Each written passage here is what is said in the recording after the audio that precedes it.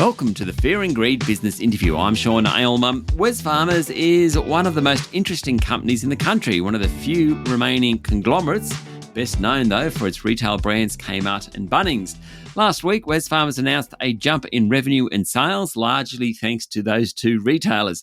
Net profit came in at $1.5 billion, much higher than analysts expected, with an increased dividend also. Today's interview with Rob Scott, Managing Director of Wesfarmers, delves into all of it, from the extraordinary growth of Kmart's Anko brand and Bunnings pushing into pet care, right through to what went wrong with online retailer Catch and what the arrival of Chemist Warehouse on the ASX means for Wesfarmers Priceline pharmacies. This reporting season, we're partnering with the team at AusBiz to bring you interviews with some of Australia's top business leaders. AusBiz is the country's leading provider of live and on-demand video of the latest news in Australian business, markets, economy and startups. Sign up for free at ausbiz.com.au. Rob Scott, Wesfarmers MD, spoke with Juliet Sarli.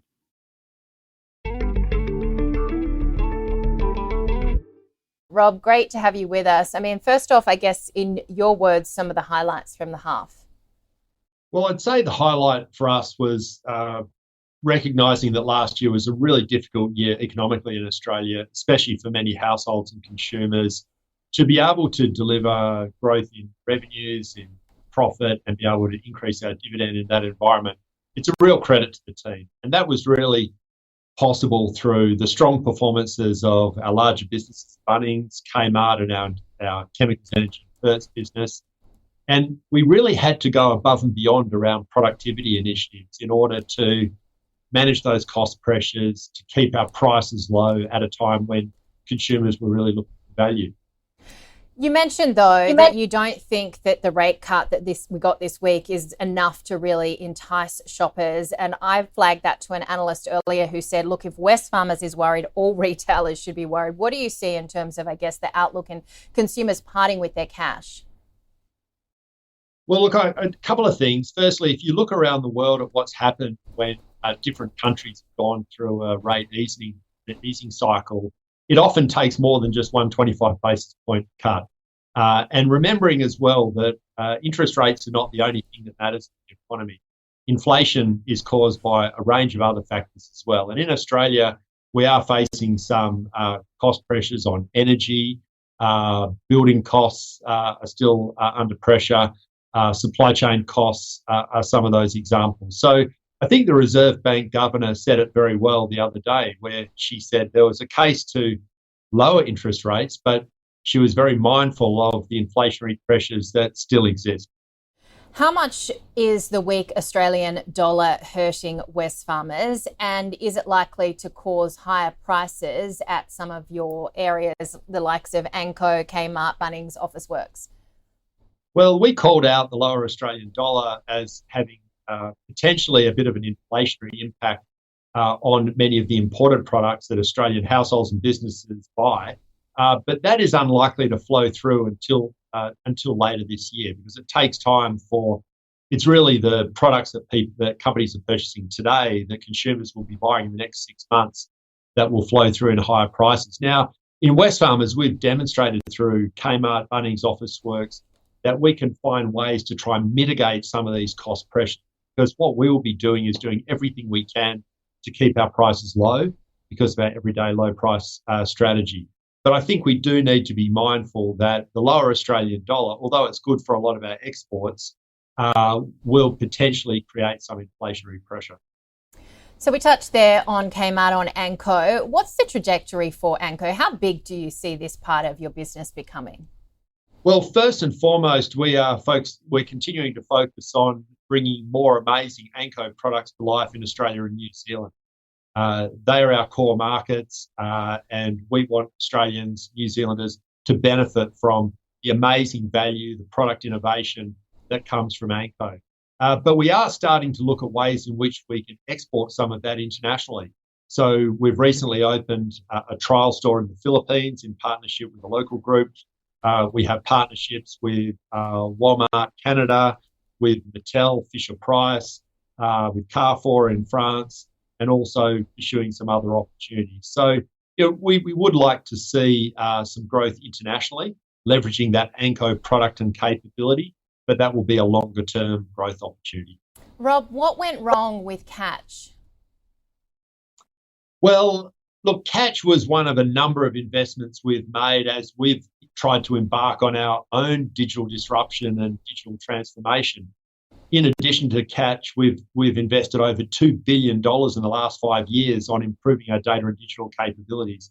And whilst overwhelmingly that investment has been successful and is helping to deliver the strong results we're delivering today, the world has changed a lot since we bought Catch. The competitive environment has shifted, and it was clear that having a pure play marketplace was probably not the ideal structure for our businesses. So we have lost a bit of money, a bit more money than we would have liked, but we have built some very valuable capabilities that will continue to be utilised by our group, such as the next day delivery fulfilment centres. We will be moving over to Kmart and Target in the next few months. And speaking of online marketplace, I mean, you're really ramping that up with the likes of Bunnings. Tell us what you hope to achieve here and whether or not Bunnings might have met already some peak growth aspirations. Yes, well, I think the example within Bunnings and the marketplace in Bunnings is a great example of just how the retail world's changed. When we bought Catch, we thought that having a pure play, broad-based marketplace could be a very strategically powerful opportunity for us. But what we're now finding is that we have some of the most trusted and visited e-commerce platforms in the country within our existing retail brands. So leveraging them as we are in Bunnings is proving to be very, very good for customers and more financially attractive for us. But we still see a lot of growth ahead in Bunnings. We're seeing new ranges coming into Bunnings. We're seeing further innovation. We're seeing very strong growth through the digital channels. And the other thing that we are hopeful for, that we will start to see a pickup in residential construction and development over the next year, because over the last year or two, that market has been really flat for Bunnings. So there is a bit of upside should that market start to turn. And one of the ways that you are diversifying as well is in pet care. Do you think that could be a potential category killer here? Well, a number of our businesses offer pet accessories products. Obviously, Bunnings is selling a range of products, and because we're offering a very unique offer with fantastic value, different pack sizes, more bulk solutions, customers seem to be loving it. So we're pleased with that. Kmart also is a major retailer of pet accessories, has an amazing offer, and in fact, it's those products that we're actually selling in France through some of the Carrefour hypermarkets. So it's a growing category. And we feel that there's a role for some of our brands to play in that category by delivering great value and great products. Rob, let's talk about competition. You own the Priceline pharmacies. What does a tie-up between Sigma and Chemist Warehouse mean for you? Well, look, probably the main impact of that is that it really shines a light on the pharmacy sector from a capital markets point of view. Many of these businesses flew a bit under the radar. Certainly Chemist Warehouse did for many years under private ownership. And certainly there's a lot more focus on the opportunities and the competitiveness of this sector. Obviously, Chemist Warehouse is a very formidable retailer, and I would say that pharmacists generally are phenomenal healthcare practitioners, but generally not very good retailers. So the fantastic opportunity that we see in Priceline is to support our pharmacist franchisees to really deliver a fantastic retail offer and a more integrated healthcare service solution to really differentiate the Priceline brand. And we've had some really good traction there. The sales growth has been really encouraging. We're investing heavily, and that high level of investment we're making is holding back our earnings a bit at the moment, but we are confident that we'll see an improvement in that earnings trajectory as we continue to win more customers into the Priceline business. So a solid result, and most analysts have said so, but a lot of concern that you're overvalued your share price. And I know you can't control the market here, but I heard one analyst say, great company, great management, very overvalued. Citi has come through with a sell rating and they have a price target of $59, suggesting that your share price could fall 24%. What do you say to analysts who say investors should be selling Wesfarmers? Well, look, when you look at the Wesfarmers portfolio, I think we have some of the most amazing businesses, not just in Australia, but in the world. Businesses like Bunnings and Kmart, our chemicals, energy and fertilisers business, are truly world-class, and they deserve to be valued well. I think we've also demonstrated that we have a very unique mix of resilience within our portfolio combined with numerous growth platforms. If I look around the world and I look at businesses like Walmart, I would say that we're undervalued, given that they're trading at a significant multiple premium to ours. But look, at the end of the day, we don't get too fussed about what the share price is day to day. We just want to keep delivering on our strategy, delivering long-term value for our shareholders. And if we keep doing that, then I think the value will take care of itself.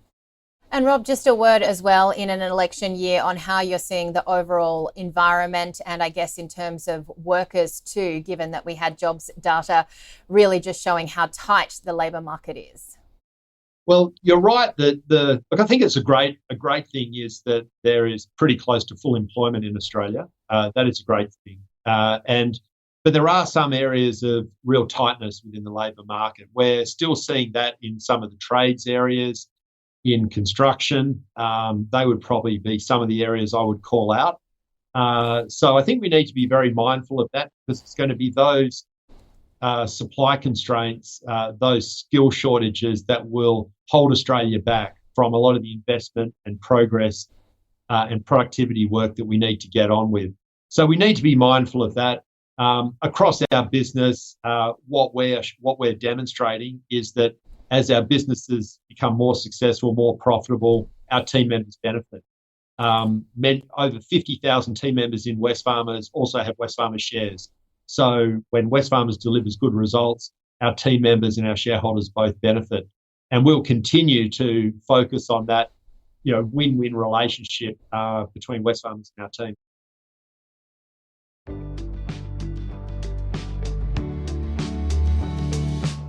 That was Rob Scott, Managing Director of Wesfarmers, speaking with Juliet Sarli on Ausbiz, Australia's leading provider of live and on-demand video of the latest news in Australian business, markets, economy and startups. Sign up at ausbiz.com.au. It's free.